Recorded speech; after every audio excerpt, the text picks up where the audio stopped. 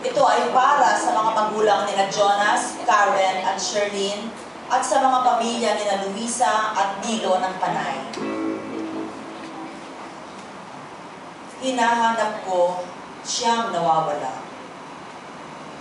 Pinagtatagpi ang mga ebidensya, pinagdudugtong ang mga salaysay, idinudulog sa hukuman, hinahanap ko siyang nawawala. Iwinawaksi ang masamang panaginip, ang maliit, madilim na silid, ang pagpapahirap at panaghoy, ang karsel na walang pangalan at lunan. Hinahanap ko siyang nawawala.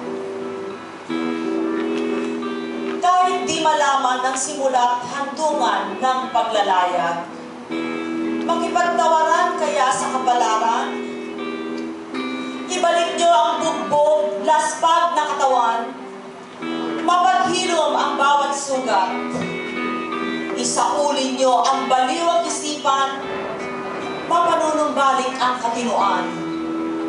Ibigay niyo sa akin ang pira-pirasong buto, ang gula-gulanit na laman, at kahit pa ang bangkay na di na makilala, at tatanggapin ng aking puso, siyang nawawala, siyang hinahanap, siyang minamahal. Ngunit huwag akalaing ako'y nakikiusap, nagmamakaawa, o naninikluhod. Ang dapat isakdal ay silang sa kanya'y dumukot, silang naglalaro ang batas sa kanilang palad, silang utak ng pandarahas. Sa amin ay humarap at magbayad.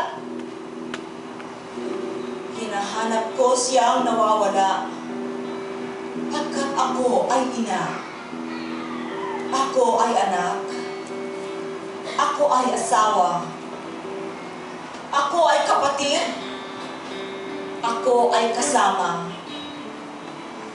Ako'y nagmamahal, kaya't kumakapit sa kainipis na hibla na nagdudugtong sa aming pag-asa.